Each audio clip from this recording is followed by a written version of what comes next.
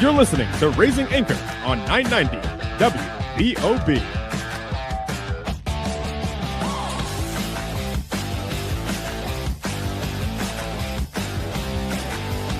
Welcome to the Raising Anchor Soccer Show with Matt Entrican and Jason Carey.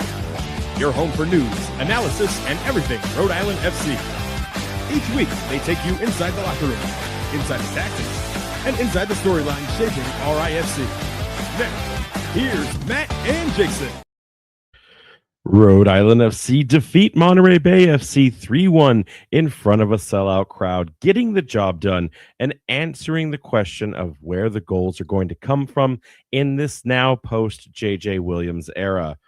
We're going to talk about the game itself, the players who made the most impact in this match, as well as the biggest takeaways from another 3 important points. We're also going to share some of the goals for this team ahead in this backstretch of the season. And is another player departing this club? We're going to talk about that at the end of the episode. So spoiler alert, you're going to have to hang on to the rest of the show to hear the juicy goss. But first and foremost, I'm your host, Matt Entrican. Joining me is co-host Jason Carey. Mr. Carey, how are you doing, my friend? Doing great. Not looking forward to DJ Khaled striking again, taking another one of our players, but you know, it does happen. I guess we'll have to move on and see where we go from there. But it's so crazy that we had a sellout during a Maroon 5 concert. Like, wow. We are going to talk about that, but no obituary. There's been a death in the USL today. You didn't want to talk about the Super League's president moving on? I was busy at work. I absolutely did not see that. Straight to the Maroon 5 news then. And yeah, that's right. I mean, listen, you know, there's only one artist that's going to beat Maroon 5 in Rhode Island on some philanthropist's, you know, birthday bash. And of course, that's going to be Taylor Swift, even if she's not there herself. The Folklore Night being the first sellout of the season. I had to go back and check. I thought we had already had one at this point, but this is the first official one. There's 2 that come very close at knocking on the door of a sellout, but this is the first one of the season so far. Yeah, and so it's great to finally get us to see a sellout, especially, you know, we had quite a few last year. It's kind of sad that it did take T-Swizzle night to get us past the line, though. Of course, it was another gloomy day. It didn't rain during the game. It rained during the tailgate. So some fans are saying that if rain at any part of their RIFC experience, that it constitutes as rain. Others are very, like line in the sand. It has to be in the 90 minutes. Which way do we go? Because it was a win. Which way do we go with this result? Okay, and then what if it only rained during halftime and not during the game? Does that count? We're adding too many layers to this. Listen, if you believe that it only is when we win when it rains, and you feel like the rain can be accounted for in this match, more power to you. If you're a diehard and now this breaks the statistical likeliness, then that's fine too. The point was we won against this team, Jason, and we did it in front of a sellout crowd. That's what's the most important part. What's important too is RFC actually won on a theme night, and actually second consecutive theme night, right? Because we also won on Bad Bunny night when we had Star Wars night earlier this year. That was not. We don't talk about Star Wars. You cut me off. We were unsuccessful last year, I think, on theme nights. Yeah, well, that's what you cut me off at the end of last show because I brought that up very last minute. You're like, nope, we're just going to end it right here and there. We do pull off the win. We pull off the win in front of fireworks, no less. I guess I'm just kind of curious, just taking it away from the performance for a second, looking at the optics. Should we be concerned? I mean, again, we get called being homers all the time on this show. So like, let's look at this analytically. If we were big business people for a second, do you ever get worried now seeing how we're in year 3, year 2 in our forever home, and attendance is down. We'll talk about that in a second, but we also are just shy of getting some sellout games.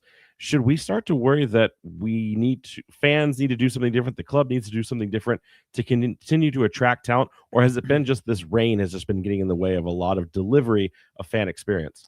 I think there's a few factors here. We look at, you know, there being every single game this season with the exception of one at 7:30. So I don't think that's helping. I think a variety could have helped. Especially there were a few days where it was kind of nice at 4 p.m. and then some clouds kind of rolled in. Like, you know, maybe we could have had a few additional sellouts. I went to the Red Sox game yesterday, got there at 12 o'clock in the afternoon, pouring rain, did not have an umbrella, did not have a jacket because I was told the weather would be perfect. I just didn't realize that we had to get through bad weather. I'm not even joking. First pitch, the skies opened up, the sunshine came, dried everything up, and it was perfect weather for a baseball. It's like how can the Red Sox get that lucky when they have to do this 170 times a season, and we're asking for 12, to 16 home appearances in Rhode Island, and it seems like we strike out left and right. No pun intended on the baseball. Yeah, and like I think there's just a few other factors this season. I wouldn't be too concerned if we get to years 4 and 5 and we're maybe struggling. We start to see the numbers go down. Then we might have to start asking some more difficult questions about like, what does this team need to do from a business perspective to like get butts into seats? But right now, I'm going to kind of just put a pin in it, circle back. So the club didn't announce the Westchester Prinks Tires Cup game as a sellout, but when you look at the attendance tracking stats, it was at like 10,600. Our official capacity is 10,500, and then we have like the 500 standing room only tickets. That should at least qualify us as 2 sellouts for the season. But when you pull up the attendance tracking stats from John Morrissey at Backfield now, Rhode Island's still in 5th place in total attendance in the league, averaging 8,078 tickets distributed, because we know that's not turnstile. However, so far, year over year in that change, they're down 2.3% so far in season.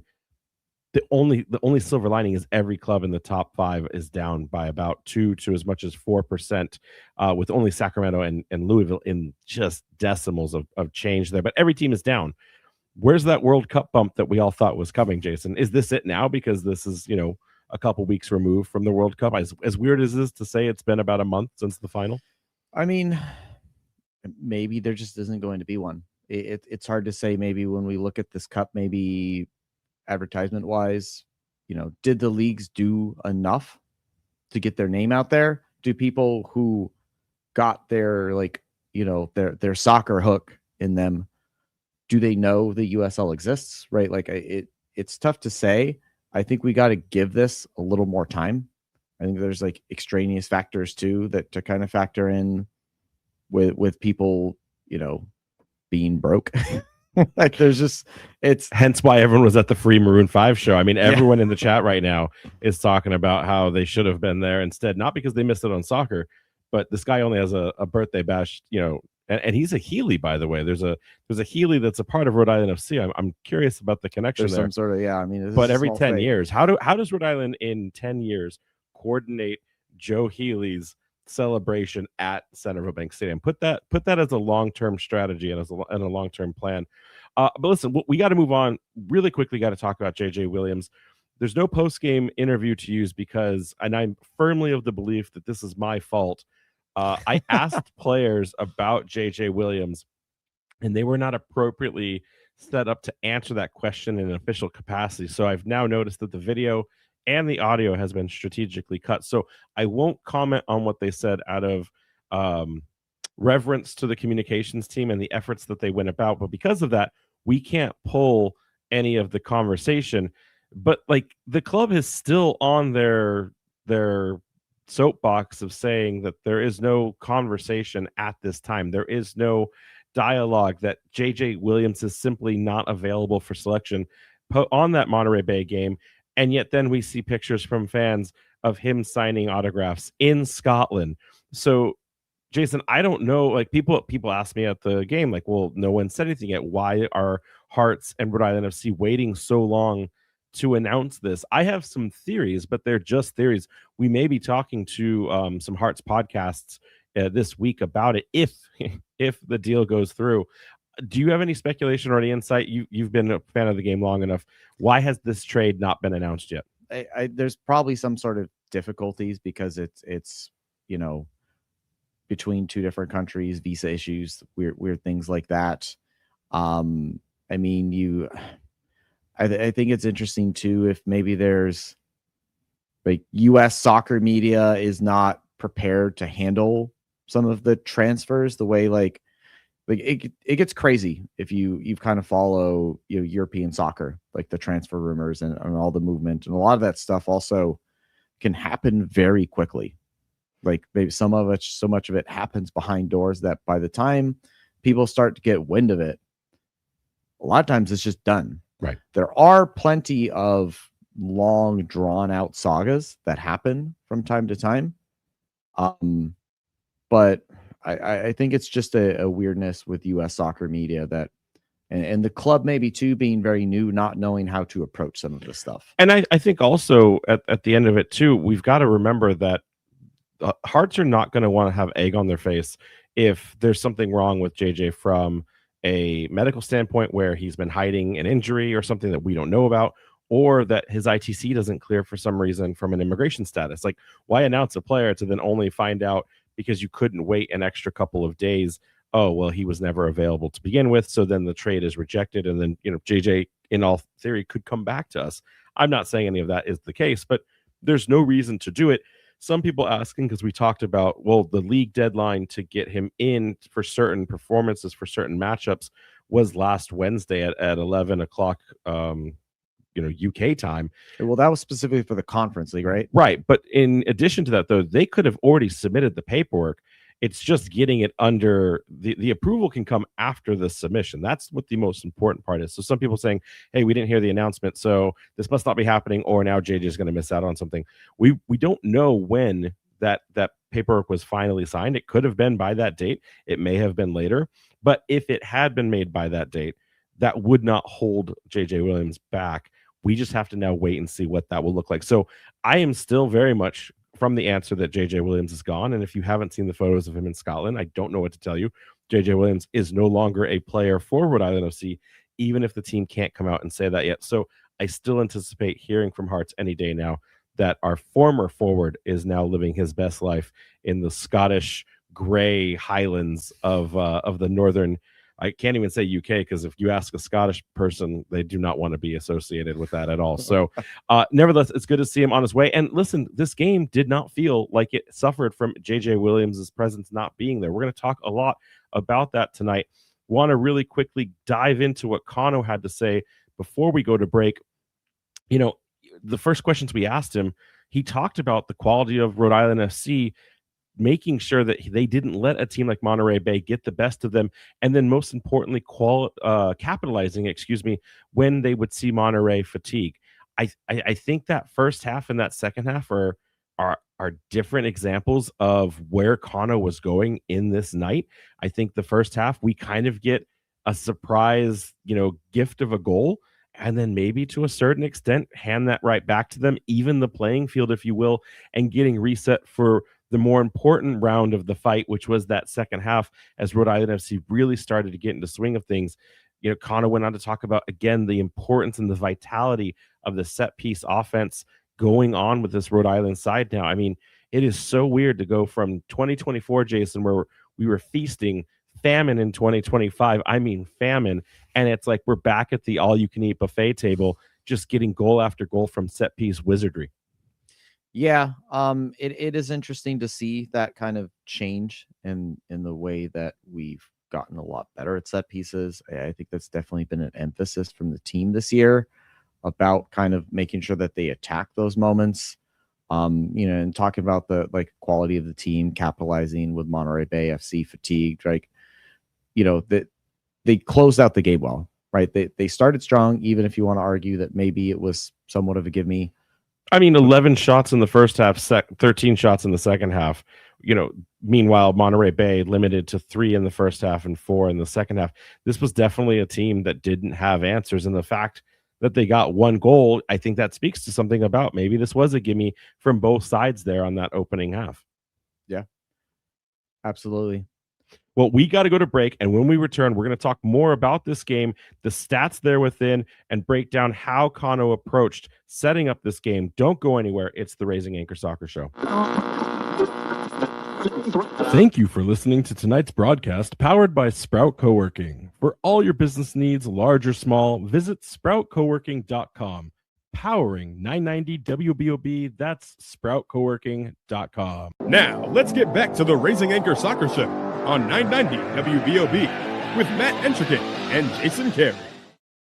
All right, after the past weekend here, RIFC is still sitting in 7th place. How is this still a thing? I mean, we're neck and neck there with Indy, so they just keep kind of matching us here at this point. So they have the tiebreaker now on an 8-4-7 record.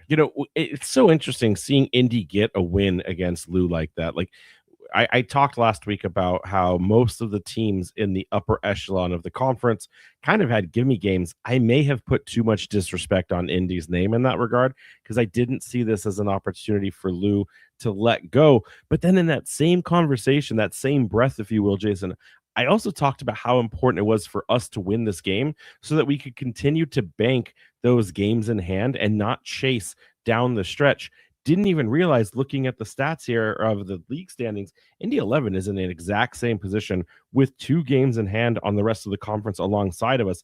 This is an exactly mirrored situation. We just have a better goal difference. So you could say we have a better defense or a better offense or both. But Indy 11 quickly being our mirror opponent, that as we fight up the Mortal Kombat table, we have to do that mirror match before we fight the end game boss. Indy 11 is going to be probably someone we're going to have to take a second look at, especially with our run-in later in the conference. Absolutely. They have given us problems in the past, but at the same time, they're also one of those teams that in the few seasons that we have been paying attention to the USL now, they tend to kind of fade away second half. So, we'll talk about it a little bit later on in the show about our hopes for playoffs. But they're not one of those teams that concerns me as much. I feel like they're going to kind of fade away a little bit. I mean, lots of conversation for that midweek game. I mean, obviously we won't beat them though, But that's the thing though, right? It's a midweek game against them at home, September 30th. Now, I kind of had teased that was one of the last set of period of time where we didn't exactly have as tough of a schedule. I may need to rethink that now because then it's Charleston, it's Indy. We get a fun. I'm not going to disrespect Brooklyn because Kano made it really clear in the post game that any team is beatable on any given day. So let's just say Brooklyn is going to be a very fun away trip for fans in Defiant 1636. But then it's right back into Detroit City, Loudoun, which, okay, they're imploding. Then it's Pittsburgh and Hartford. So not a lot of wiggle room into these final games of the season. I didn't realize how much emphasis on a midweek game that we're really going to have with that Indy 11 match now. Best news, though, Nicholas Murray bumps us right back up to single digits, 9th in the power rankings. And we all know that power rankings is where you live and die, right? You love to see it. It's the only thing important. So let's get into this game itself. Let's talk about how Kano prepared for the match. And specifically, we had lots of questions about what forward or what attacker we'd see at the top of the pile. Let's talk about this. Yeah, so mostly a very similar lineup to what we've seen now here for a little bit. Koke Vegas and net here with a back four of Nick Scardina, Grant Stoneman, Frank Nodarce, and Aldair Sanchez, with Amos Shapiro Thompson and Ugo Bacharach as your holding midfielders. Jose Quizera, Petit Rodriguez, Yutaro Sukada, and Leo Alfonso up top. Like I said, pretty close to what we've expected here. It's generally difficult in our history of doing the show about guessing Kano's lineup, right? We used to always do the wrong Wednesday. Yeah, but that was honestly fun because we thought we knew better than Kano, or at least we thought we knew what Kano would do. This was probably the first time ever where there was too much choice and not enough. I had someone, and they listen to the show, and they are a important contributor to the larger Rhode Island FC ecosystem, challenge me and say, why would Dwayne Atkinson not be considered when we were talking about an option at the front? And I hadn't even thought about that. So that was something that was even an expansion beyond the players available. Yeah, I would argue that Dwayne Atkinson has not proven to us that he deserves that, though. I don't disagree, but the point was valid, even if the truth wasn't there. He could still, his hat still be thrown in the ring there. I think Leo Alfonso is the closest of our forwards to an actual striker, so it kind of makes logical sense.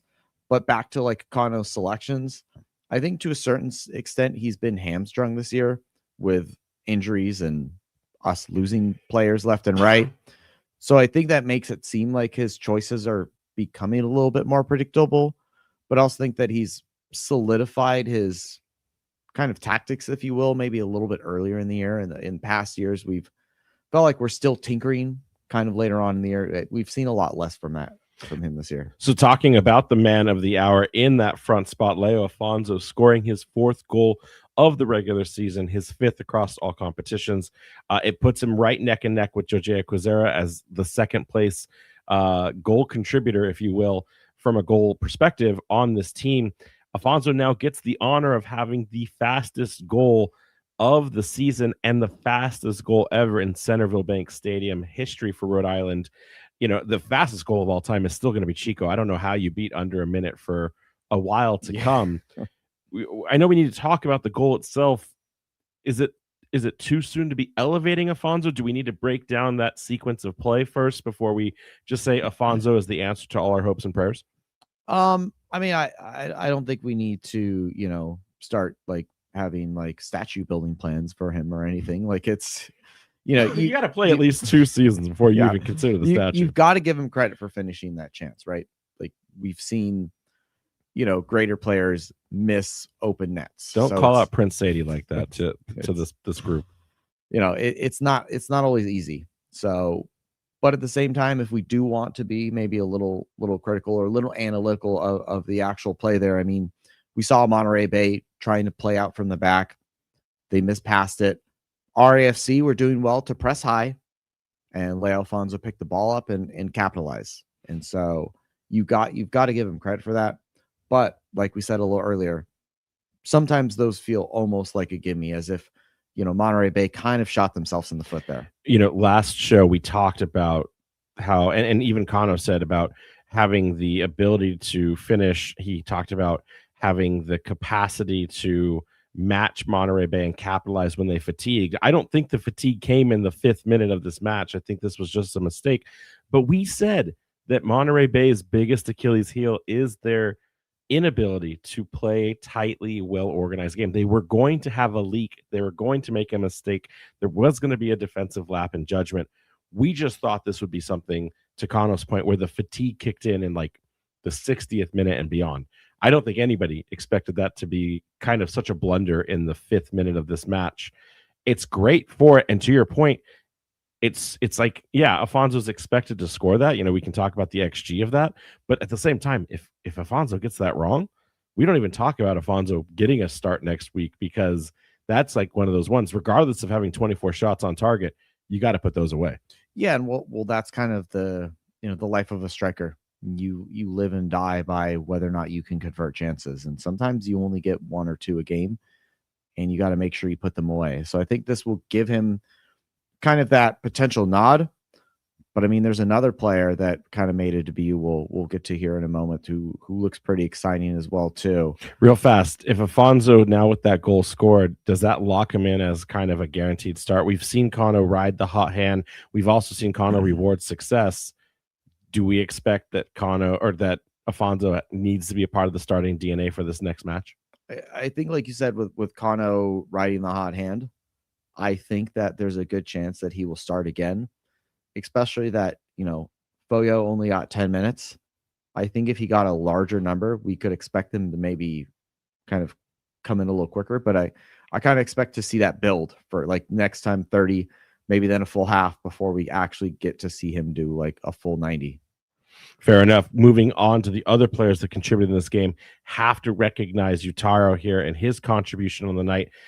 Jason, he goes from 15 minutes in his debut, then he gets a goal. He almost gets another assist. Now he gets his first official assist with Rhode Island. 1 goal, 1 assist, 4 appearances. Is this kid the real deal? I mean, that's a goal contribution every other game. Those are pretty good numbers in a very small sample size here. It's hard to put a verdict out just yet.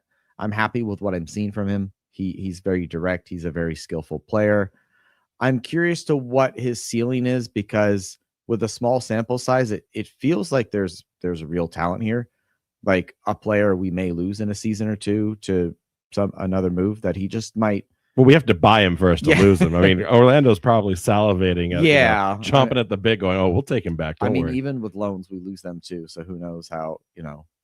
We need him to do good, but not too good. And then everyone talking in the chat, and I think kind of what you're hinting at, Osman Foyo making his debut here for Rhode Island FC, coming in as a second half substitute in the 80th minute. It was a brief stint, but man, did he give us a teaser of maybe what could really be in store of bringing that type of electricity to the attack here for Rhode Island FC. Does the future look good with Foyo at the front of this? Oh yeah, like you said, it was literally 10 minutes of play, but like he kind of looks like he's the real deal just from that 10 minutes. The goal that Stoneman scored, he nearly could have scored that himself.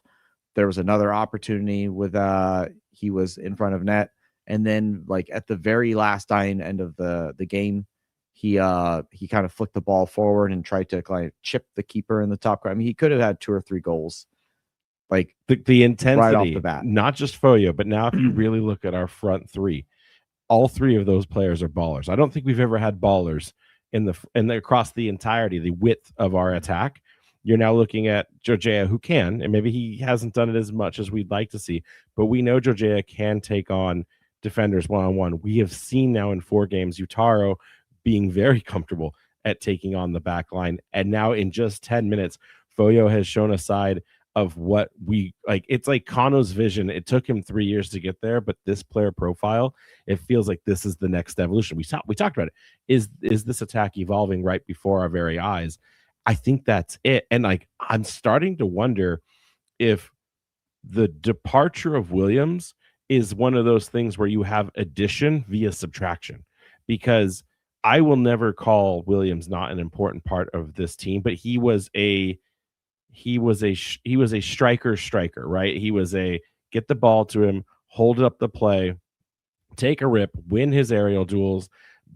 He had technical ability, but it came more at like the physicality of it. Foyo just seems fluid out there. Like he seems like the ball is just an extension of where his mind wants it to go. And I don't think I've seen that around the USL. Like not even Cal Jennings has that in his wheelhouse. I don't know of a striker I've seen play with elegance, maybe is the right word. I don't know, but I want to see more of it. I'm curious where that goes. We do have Foyo's audio from it, and this is just kind of as his debut, what he had to say about his first game, his thoughts on Rhode Island and the championship overall. So here's Osman Foyo. Before coming here, I didn't know what to expect, I'm coming to US. Everyone's always had this perception about American football, and I wanted to be one of the first ones to say, what, it's actually good over here. And I think coming here has exceeded my expectations, definitely, My first trip being Florida, Tampa, I wasn't featured, but I got to be around the squad and I enjoyed my time. From the minute I've got here to now, I've enjoyed it. So I'm just looking forward to the coming years. There's always been heard that it's not that technical, but I can say over here is very physical.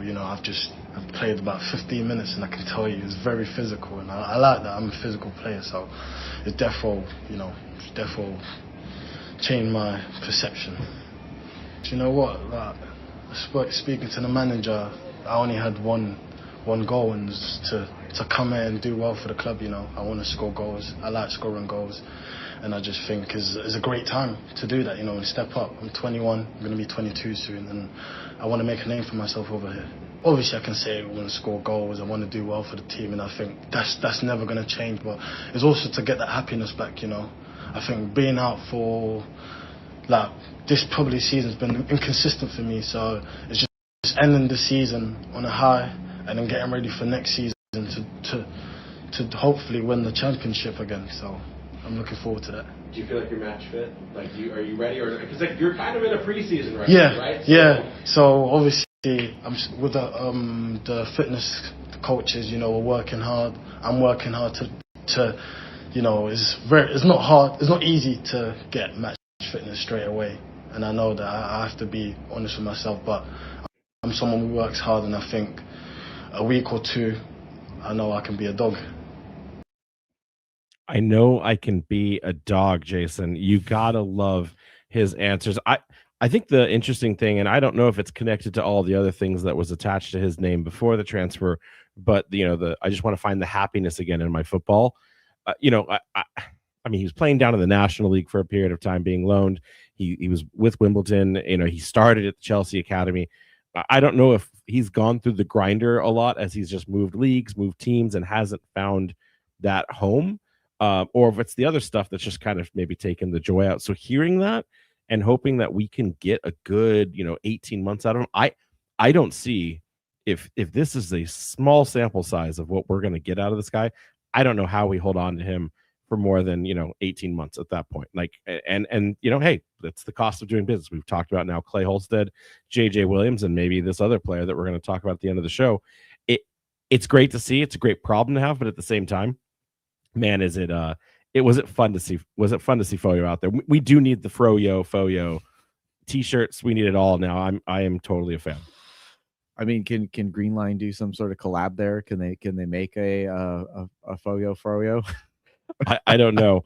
But speaking to Foyo, speaking of what we saw from Afonso, speaking of what the production we're kind of getting out of the wings now, is this the future of our attack? Do you think that are you seeing the dots that Kano is trying to connect at this point, or is there more to come? I mean, people are questioning, do we even need another attacker at this point? We do need another attacker, and that will come. But are we going in the right direction, or is this not enough evidence yet to say this is the new RIFC? It's a very small sample size, so I don't want to get carried away. But I think that it's still, from what I saw, looks good. Obviously, we're going to need to maybe test it against a better opponent than Monterey Bay. So in that regards, we're going to have to see how the attack evolves. Foyo is a tall guy, and he said that he likes to play physical. So are we going to still try some of that style where we're lobbing it up to him, or with all the skill that he has, are we going to try and keep the ball on the ground a little more? I mean, with only 10 minutes, it's hard to really extrapolate that into what are our tactics for the rest of the season. So I'll be paying attention to that as we continue. Really quickly, though, we saw Eric Klein for 10 minutes. He's a lone player. He looks tidy, but it also is this is not a Corcoran, is this? This is just a role player on the squad, or do you see him breaking his way into the actual team?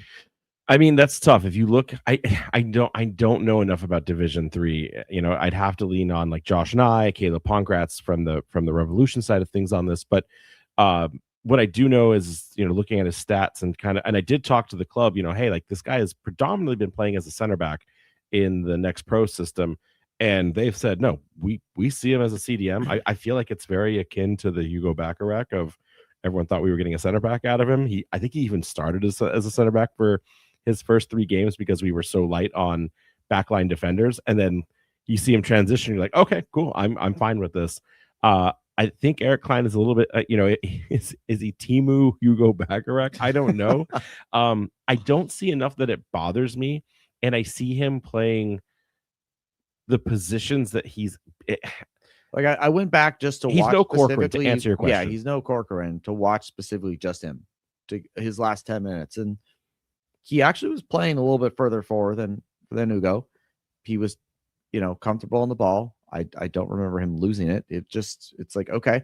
But at the same time, I'm I don't know if I see enough here to know what his role is in this team. Well, I mean, Eric Klein doesn't benefit from Corcoran's dad being the vice president of U.S. soccer. So I'm not sure if you can even make that comparison. Having said that, I think that he could be just one of those important substitution Mark Ibarra-esque players. Just get out there.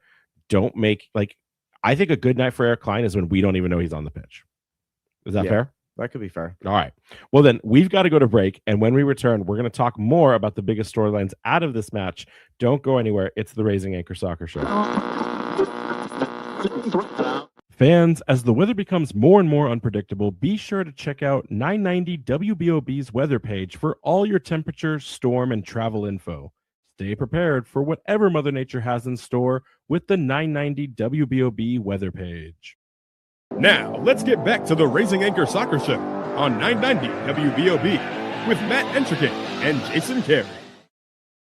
Back here on the Raising Anchor Soccer Show, getting into some of these storylines, want to talk more about some of the goals, but kind of also tying this all together to a larger storyline we've talked about, where, Jason, when this team is flying, you see the attackers getting the flowers, you see the goals, but we always then talk about what the defensive performance has to do to put in the work to get that game across the finish line.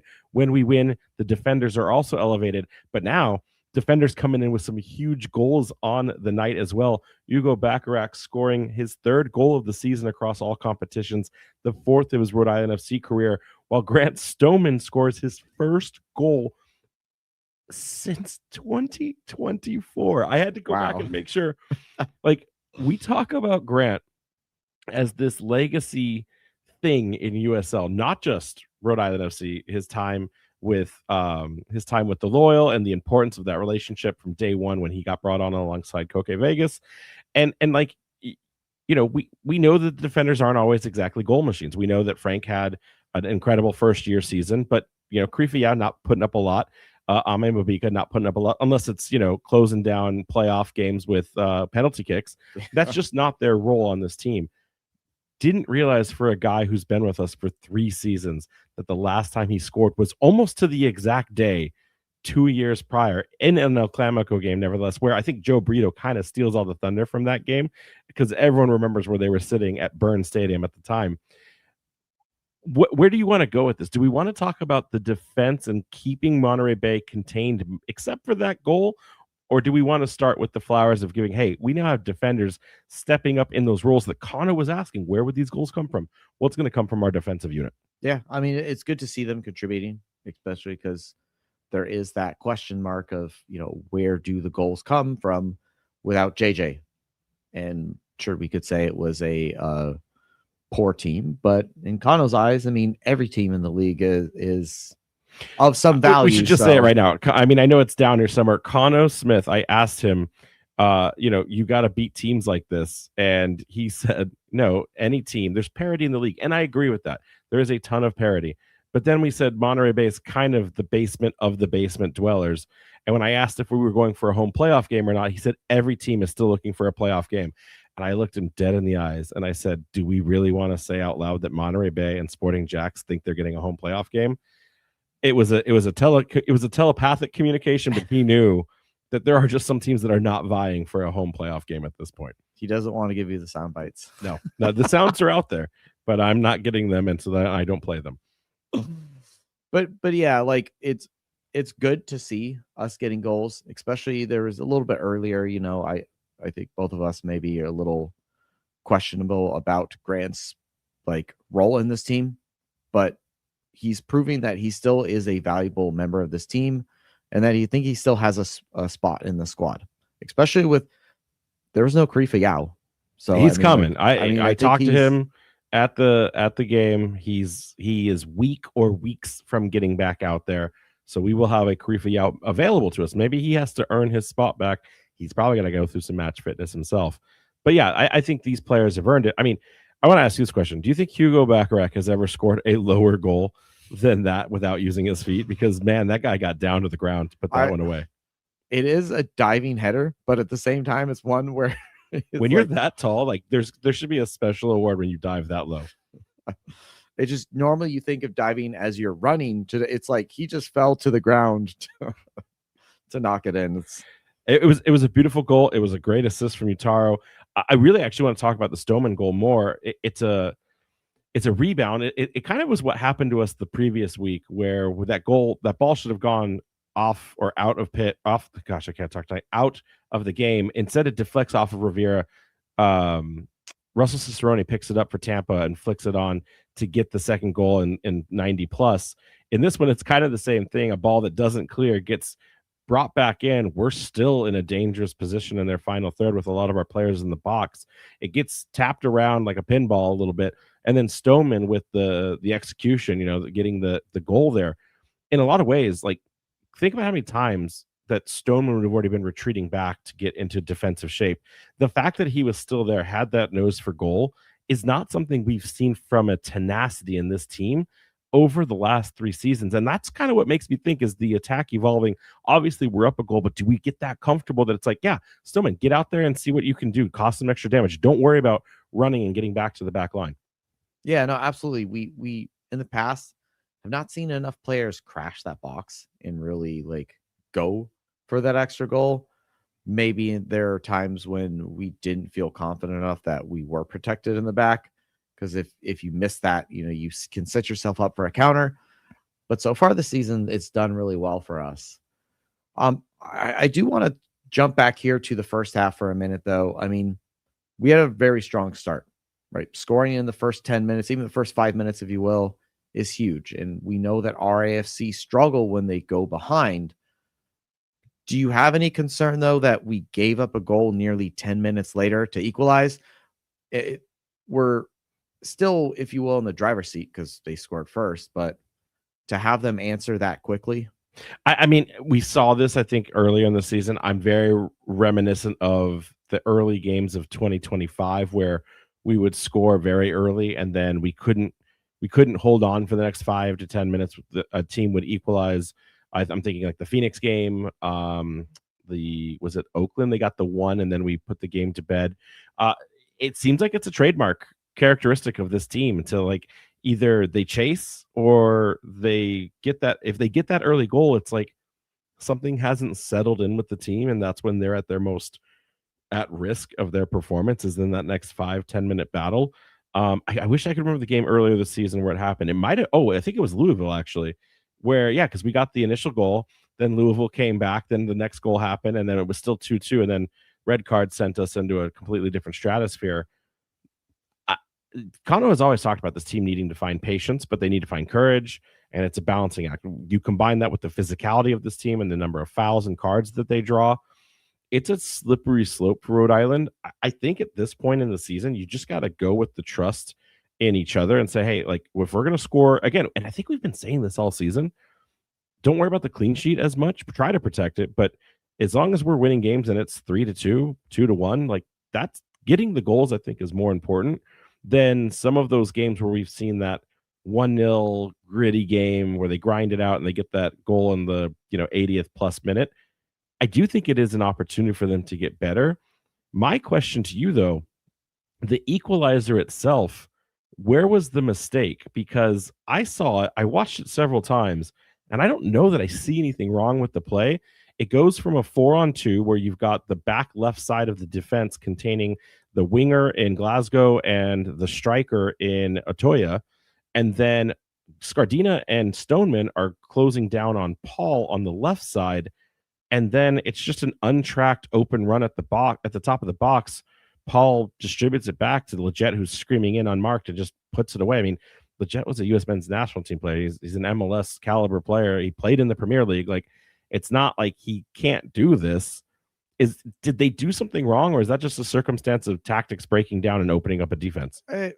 I going back and looking at the goal, like I don't think that RIFC really did anything wrong there. There are times when you spoke to the praises of Leggett, like he is a very talented player. Leggett or Leggett, by the way, because talk about having too many of the similar letters on the back of a kit. It is ironic that they have both those, like, yeah. But like Leggett is a talented player, and if you give him that much space at the top of the box, like he's going to put one away. And there really isn't much you can do about that. The only concern I have is that is 2 goals in a row with an unmarked runner at the top of the box while we are crashing on the only thing I would say, if there was not a mistake, but a better way to play it defensively, if you are going to put that many numbers to contain and push the ball out wide, you've got to intercept, especially if it's a low cross to the feet, like a through ball to the feet inside the box to a waiting striker, even if his back's to goal.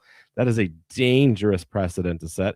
If it's in the air, a lot of different things can go wrong at that point, from just a flick on, a redistribution, or an attack. But I think when that ball just finds him right at his feet and there's 4 people trying to lock them down, that is a little bit more of like, okay, here we buckle up, everyone. Here comes the problem. Yeah, absolutely. I think that there may be some like things they can look at in regards to maybe not being so open in the midfield, but at the end of the day, they still got the result. So I'm not going to harp on them too much for it. Agreed. Now, the importance to your point, though, is, we end the first half equal, but make some adjustments, whether it's mentality wise, it's tactically. Kano said in the post game that he felt that the team played with more courage in the second half, getting the ball more into Monterey's defensive third, playing with the press more consistently. I think overall, Kano's adjustments, I think it all worked. It definitely worked. We saw the scoreline, but I think we saw this team come alive in a different way that Monterey just wasn't prepared for in the second half.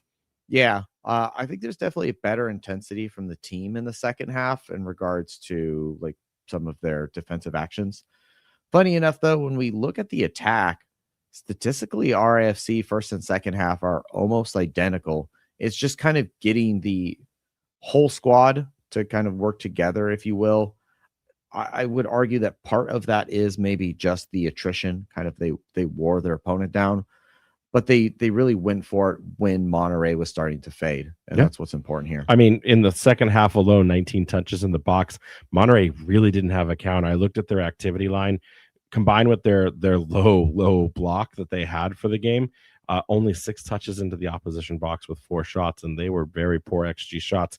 Definitely kind of put Monterey in their place on this game.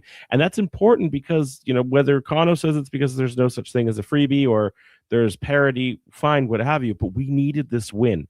Kano said one of the other things that was his intention beyond it, because he would not admit that we are going for a home playoff game. He said that we are looking to win the next game and the next game, and we take it one game at a time. But he did say that one of his intentions is always to send fans home happy. When you look at this, is a home playoff berth even possible still? I mean, like, do we really believe this is still happening? So I think it's absolutely possible. But if we take a quick look here, like, let's look at the table and consider who's ahead of us right now. So we're tied with Indy right ahead of us, right? Okay, so Indy, like I said, I don't know enough about them, but generally they tend to fall off. Louisville is one of those teams that is a perennial powerhouse, but they aren't the same team. Okay, so if we argue that if RIFC continue their form, if Foyo is the real deal, if Sukata still continues to play well and our attack does not suffer, cool, that we can get past them. That gets us to 5th. Well, in front of us is Pittsburgh, Detroit, and Charleston, who are all in good form right now. And it's just like, I don't think that it's impossible, but I almost wonder, does RIFC have to take it even further to a higher gear that maybe we haven't seen them get to? Because we know in a one-off situation, RIFC can beat any of these teams. Then I guess it's that battle of attrition over that long period of time. Like, you brought up the schedule towards the end of the year there. And like, that's going to be the true test there. Can we go into those last 4 or 5 games, and can we come away with like 11, 12 points from that? So then is it less about, I mean, obviously we have to do the work, but really, I mean, the fact that Louisville is in 5th place and out of home playoff contention, does a lot of this fall with the mental fatigue that's going to be taking place? Like, in an organization like that, there has to be like conversations about like who's getting to Louisville to not make home playoffs. That is a fireable offense. Whereas if you're like Loudon, like, we made the playoffs, like, we get a participation trophy for the night. That can change everything. It's not so much, and the reason I keep asking this isn't because of Foyo or Afonso and the resurgence of this attack. I look at the teams in front of us, and while I do think we can win every game, with the exception of maybe 1 or 2 left in our season, I also think I don't see any of these teams dropping points, except for when we play them, and it's not enough to get us in. Like, that 6-point swing won't be enough to get us into a home playoff. Yeah, and that's the problem, is because this is such a marathon. We look back at things like, sure, it was early on in the season, but that draw against Sporting Jacks. Oh man, like that's 2 points there. We could have and you start to go back and look at some of these, dropped points throughout the year. And those are the reasons why it is so difficult to get a home playoff spot, is because you have to maintain a certain level of consistency. And that's just not really this RIFC team's strong point. It's very much hey, we are a late season team. We kind of get into form at the right time and take that form into playoffs. And then absolutely no one wants to play us. Well, I know we're in 7th, even though you could also, for fun, say that we're in 6th place.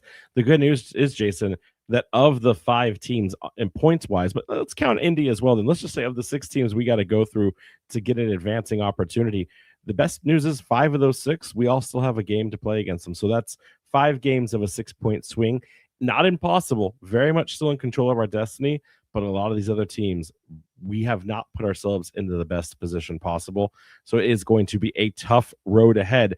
But speaking of tough roads ahead, we've got to go to our final break. And when we return, we've got the big news that everyone's been waiting for, as well as the mailbag. So if you have questions, get them in and don't go anywhere. It's the Raising Anchor Soccer Show. Now, let's get back to the Raising Anchor Soccer Show on 990 WBOB with Matt Entricket and Jason Carey. So, another player gone here. Yeah. So it hasn't been talk on the Discord. Listen, it hasn't been officially announced, and this is something that I was not going to talk about. But once the Discord starts talking, it kind of unleashes me or releases me from the things I can and can't say. There's a few detectives inside the supporters group, inside the more hardcore fans of Rhode Island FC, doing the digital cyber stalking that we need on a daily basis. I mean, it's the same way they found out about the most recent departure of Clay Holstead. We had known about it for, I don't know, 6 or 7 days, but we're asked to not share anything, to just make sure that we protected the deal and didn't interfere with anything. And then this same individual, which he will now just be known as Detective Jake, finds, Clay Holstead changing his profile to FC Dallas before we can break anything. Well, Detective Jake back at it again, as he went on to discover that Amity Diop no longer following the club on social media.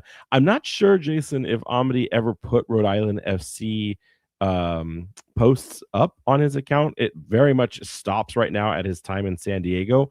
Sometimes, though, players that had that MLS experience, they won't post lower division, so that if an agent or a team or anyone comes knocking, thinks, it's a San Diego player, right? This is the caliber of player that we see. But yes, Amity Diop very much not engaged in any of the socials for Rhode Island. Now, that is not indicative of anything, of course, but I can also share that we have not seen Amity Diop at any practice in quite a while. He did not make the team sheet. He hasn't made the team sheet since Birmingham. So he hasn't been on any team sheets for Tampa Bay or now this Monterey Bay game. In fact, I asked at the Colorado Springs game, where he had also not made an appearance, where was Amity Diop? And Kano had said at that point that he had not been chosen for the 18-man roster. Didn't think of it at the time. I kind of questioned that too. Like it felt like, okay, if Kevin Vang's on the 18 and Amity Diop is not, what is going on with this, right? Yeah. And so we've been without him for a while. There was an injury, but we know that he came back, but he was still not getting selected. So it kind of felt like there was something wrong there, considering that we've done well for the most part defensively without him. I wouldn't be too concerned. We've seen this in the past throughout this team where players, I'm just speculating here, but maybe burn out or something, if you will, and maybe it just something. Let me share what I know. I can add to that a little bit, right? So there's conversation about, like in the chat, who's getting engaged. Obviously, Grant Stoneman having the biggest week of his life, goal, win, and getting engaged. So some conversation about that, getting to Diop now with this. The big people are asking, oh, is this a transfer? Is this a trade? Is this a release? Is there problems? Is something rotten in Denmark or Senegal, I guess you could say in this case. And, we don't know that. That's the one thing we're not quite clear on about this. What we do know is that he hasn't been around for practice. He's not been discussed as an injury, and he's now cut all of his relationships on social media. That leads me to speculate, because we haven't heard about any trades or deals coming across. Normally, and I'm not saying we're that important to this organization, Jason, but normally someone gives us a scoop. We either hear about it from the club itself and they ask us to embargo it, or they ask us to just hold off. We hear from the outbound team, or excuse me, the inbound team, like, hey, we're hearing about this player profile. What can you tell us about it? Kind of one of the things that's going on with Williams right now is we have Scottish groups reaching out to confirm things. Very radio silent. And the last time I saw this level of radio silence was Ame Mabika, who just disappeared like fairy dust. He was just gone overnight. We saw it was that 5 o'clock or 8 o'clock at night on a Friday announcer, where when you announce it like that, you're trying to bury it. Like, just forget it. Don't ask me questions. Didn't happen. I'm not going to be available for something. And so this feels more akin to that. And so, New Mexico United released a player today. You're getting into that part of the transfer window where if Amity Diop, whether it's because he's choosing to leave the team or Kano Smith is telling Amity Diop, I don't have a position for you, or I don't have the level of contribution that you're expecting from this team is going to be made available to you. And if that is the case, kudos on Kano for telling him as such, because why lie to a player that, if your playing time is going to get diminished because Frank Nadarce has earned a way into left center back versus left back, and when Krifa and Grant start fighting it out, even though we thought Amity was CB number 2 behind Krifa, if he suddenly dropped to CB5 or CB4, maybe Amity's that's not where he wants to be in his career, right? So we just don't know these things right now. But what we do know is that this is something where Amity hasn't been seen now in almost 3 weeks, and now his digital footprint is matching that. I'm confident in saying Amity Diop is no longer with the club, even though it hasn't been officially announced. And if I'm wrong for that, it's fine, so be it. But I'm willing to put the good name of Raising Anchor on the concept. You don't that go and unfollow your boss all of a sudden and somehow expect to walk back into work on Monday. Like that's you don't follow your boss to begin with if that's how you're going to play the game. That way there's no ill will. We're talking later. about soccer players who need a social media presence as opposed to a normal job. Like this is. I know this is a dumb joke, and given the age that we are compared to probably some of our demographic, but do you think, how many people in Rhode Island FC do you think would put Connor Smith in his top 8 for MySpace? I mean, all the players would have to, right? I mean, okay, then flip it. Who does Connor have as his top 8? I mean, we know it'd be like Zach Aravo, JJ Williams, maybe not JJ anymore since he's leaving, but that would be a fun exercise.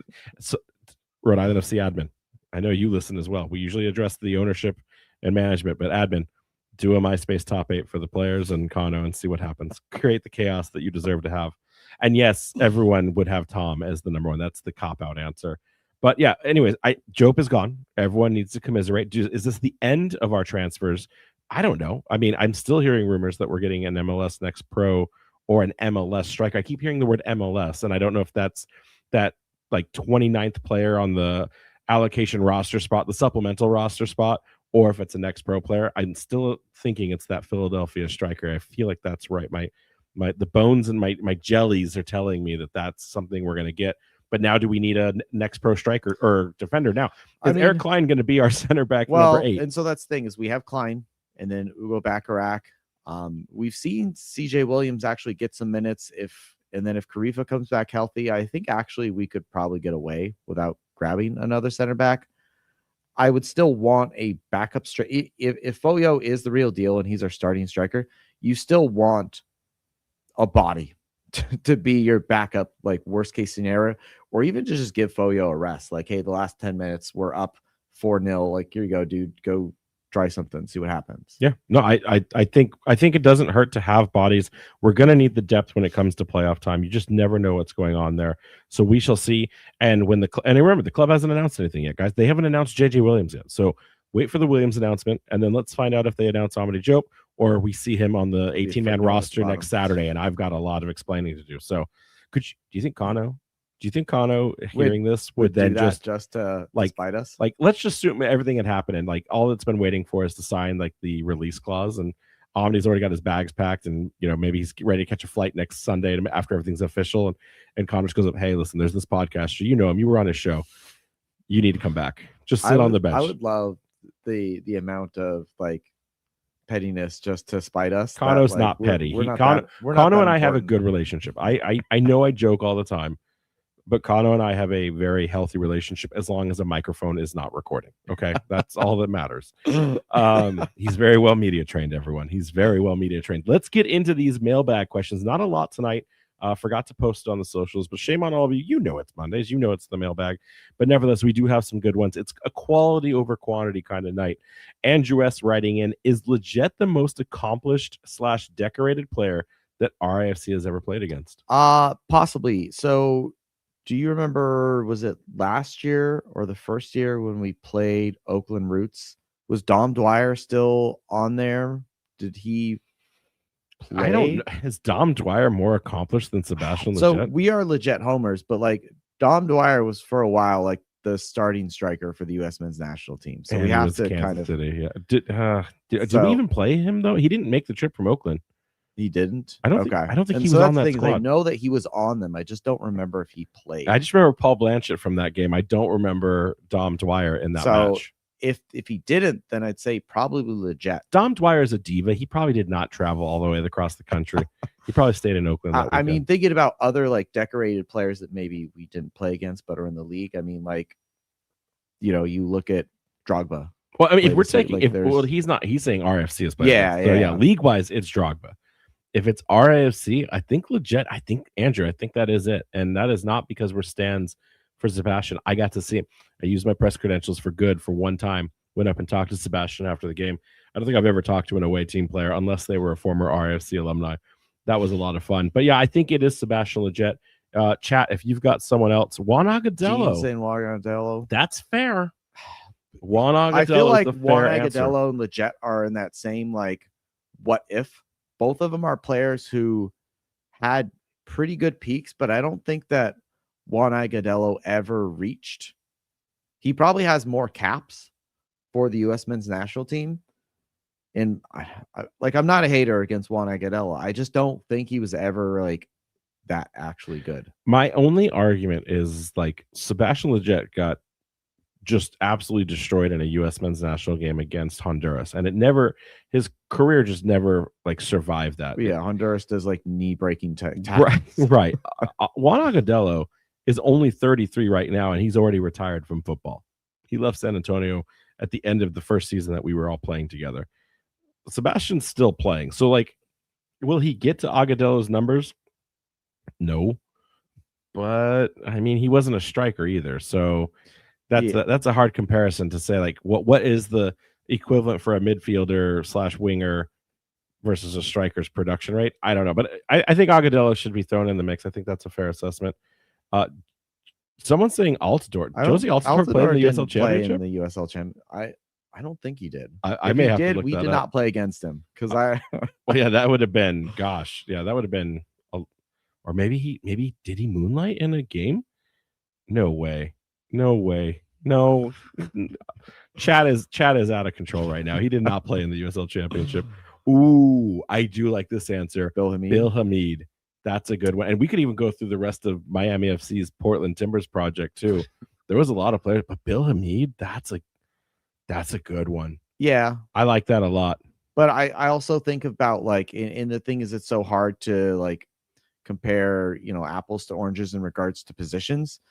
Bill Hamid is not like because the U.S. has such a history of good goalkeepers. Bill Hamid is like he's down there compared with when you look at like Tim Howard. Wait, didn't Tim Howard play for Memphis 901? Memphis 901, but not against us. Oh yeah, that's the answer. Then would be either be Tim Howard. If it was just all time, it'd be Tim Howard, or it would be Drogba. Those would be like the best of best that the league's ever probably had. But against us, yeah, it's probably maybe Landon Donovan wants to suit up in an Open Cup game, and then we can play against him, and then him and Tim Howard can come out of retirement. Then we can say that. But all right, we've put too much time into this one. Elroy Room is another good one, but good shout. But I mean, that's also very recent. Yeah, but it's also just keepers. Like, yeah, All right, what's the next question? Yeah, Joe P here says this is a good morale boosting win after losing JJ. It seems that Coach Kana is going with pressing and playing to feet when Alfonso is in there, and playing over the top when Foyo comes in. The only negative was leaving Legit unmarked for his goal. Otherwise, it was a solid performance. It's against a team they should beat. Yeah, I mean, I agree with everything Joe said on that. Except it's not a team they should beat because according to Kano, Joe, there's no such thing as a give me. So I agree with that. I am really curious about to his point about going over the top in Route 1 for Foyo. I don't think it needs to be that. Just Foyo could get to balls so quickly. JJ was never that speedster. Enough too that he can, if it's played into the right spot, he can run into it. But that's the crazy thing too. Is like we talk about tall players always needing like that extra second to get like tall players typically not quick, right? Like think about when you saw Ame Mabika run like a giraffe. Like he could get there in 6 steps when it would take Kevin Vang 37. There's also exceptions like Holland, right? But like tall does not always inherently mean quick. I don't think JJ was that quick, right? Foyo is very fast for his height. And I think that if that's a sign of things to come, to Joe's point, it could be really exciting. And it gives us just different dimensions to our attack. So I don't hate it. Bob D writes in, all NFL, NHL, and MLB teams make trades with their prospective opponents. Are USL Championship teams allowed to trade a player from one USL team to another all I've ever seen are loans and cash transactions. Absolutely. But the thing is, with USL, like they tend to have like a lot of these players are on 1, 2, maybe 3-year contracts at best. Often they end up just doing, you see a shuffle at the end of the year where teams will let go of 8 to 10 players, and those players will just get kind of cycled around. So when we look at like actually picking up players, the reason why is because a lot of it does come from loans. These teams are not in a position to have the capital to go out there and spend tons of money to buy out a contract and bring players. And the reality is trades are kind of not really a thing in soccer. Like you just don't, it just doesn't happen. You let a player's contract run out and then you just pick them up. Yeah. On some rare occasions you see that they will happen at the same time, but they'll both have, and this is talking more about like global soccer, the reality is they'll both have numbers attached to them. It'd be like, cool, I sell you player X for 50 million and you buy player Y from me for this money. And you're kind of just balancing out the sheets at that point. It's not directly a trade. And the same though, too, and this is maybe something we will consider when USL gets a premiere, is that because parity exists in the league, you do not want to strengthen your opponents. So you do not always trade with them. You look at, okay, I don't want to trade with Tampa Bay because I don't want to make them stronger because I'm going after the title against them. But Loudon over here they're struggling. They're trying to stay in the league. They're willing to give me X amount of money to buy this player. They're not a threat to me. Right. I will sell the player to them. And that's the strength of leagues like the MLB, all of them that Bob mentioned, because they all play in divisions and they don't have to run into those teams until you're in playoffs. Maybe there's an interconference matchup, but like for the most part, the damage that you could do to yourself by giving a player, whether it's for good or bad, to an opponent, it doesn't have the same ramifications of knowing, oh no, we're gonna have to play this team 2 times. We're gonna have to see that player again. And have we made them better? Because we know the qualities of what that is. So it's not impossible, but it's just really irregular. And also too, like how often when you only have 23 people on your team, can you say, hey, we really need a right back and this team really wants a center back and we have a third one that's really good, that like the universe just doesn't work like that, considering how much of our talent is taken from, collegiate Division 3, washouts from Division 1, and then that random scouting network that goes abroad. Like I can't wait to see if that happens more, but I don't ever see it being, even when Premier shows up, I see it being like a trade with Premier to Championship. Like we have a player that's not working out for us, but we see the qualities of your Championship player. Do you want to make a trade there? And then even then that might not answer the question, because then it's not league to league. Like it is league to league, but it's not within between league, different divisions. Hard to say. What's the next question? Yeah, Stacy D here says, heard you get a shout out on USL All Access. When are Mike and Devin on the show? I talk to Devin regularly, so he is always welcome back. He's just very hard to track down.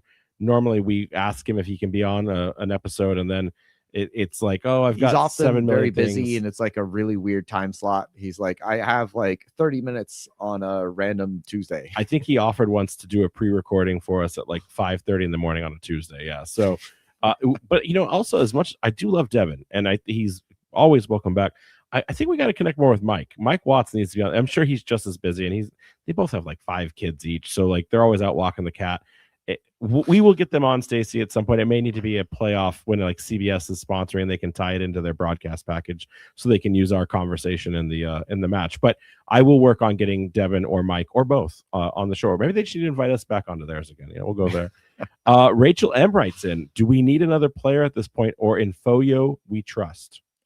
I mean, she's sold. Rachel's already sold. I mean, I'm kind of sold on what I saw in Foyo too, but I just don't want to put the cart before the horse, if you will. I think we still need to see a little bit more of him. Funny enough, going on the rewatch of the game, there was an ad to, go buy more tickets for RIFC, and it was, of course, showing Logan Dorsey. It was just like I think he's still on the front page of RhodeIslandFC.com. I'm not entirely sure. That's what we need. We need a backup rotational striker who is not going to say, hey, you're not giving me enough minutes. Someone who is looking to prove themselves and develop. And that's probably what I'd say we need at this point. Eric N says, was this RIFC's most complete performance of the season? I don't think so. I think that I think it was a glimpse of what we need to become. Maybe. I think the Colo Spigs game actually was the most complete. It was a hard fought game. We got the goals where we needed. We earned our goals in that match. The Charleston game just felt like it was like a landslide going our direction. And that was just a fun game. That might have been the goals galore, but I think a game that like really we fought tooth and nail.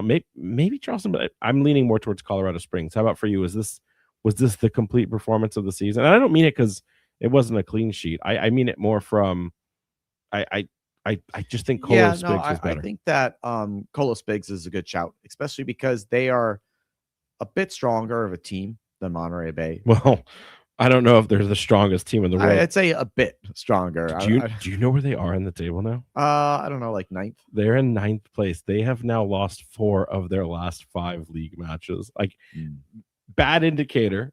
Shows you again how much they cheat. Will bring you down. They cheat and rely on altitude. but yeah, I mean, like from that perspective, maybe Colo Spigs is not the best example, but they fought hard in that match. I saw more out of it from Colorado than I did from Monterey, who also have lost 4 of their last 5. So maybe neither one of those is a complete performance, and we just beat teams that at the bottom of the table that you're supposed to beat, even though Joe and I can't say that out loud in front of Kano. Anyways, I'm rambling. We're running long. We got to get out of here, Jason. It's been so much fun. I can't wait to talk more soccer later this week. We've got a fun week ahead with the watch party for Defiant 1636 at the Guild.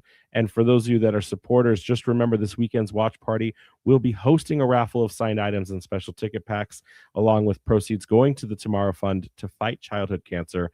And there's also going to be a taco truck, my favorite taco truck, your favorite taco truck in the state of Rhode Island, Mr. Koki's Tacos. So come on out, have a good time, and hang out with Defiant 1636 for this watch party. Yeah. Thanks, y'all, for joining us. We'll catch you next time. Anchors up. Anchors up. You've been listening to the Raising Anchor Soccer Show. You can follow the show on Twitter, Threads, Blue Sky, and TikTok at RIFC Podcast and at Raising Anchor on Instagram. And be sure to check out and subscribe to Spotify, iTunes, YouTube, or wherever you listen by searching for Raising Anchor. Make sure to check out all of our coverage over at the Blazing Musket for all your New England soccer coverage, including RIFC news at theblazingmusket.com. Fans, we thank you for listening. We ask you to be kind and courteous to your neighbors as you leave the show. We thank you for joining us and look forward to seeing you again. Until then, I'm your main man, Juju, and on behalf of the Raising Anchor crew, goodbye for now. And as always, we are Rhode Island FC.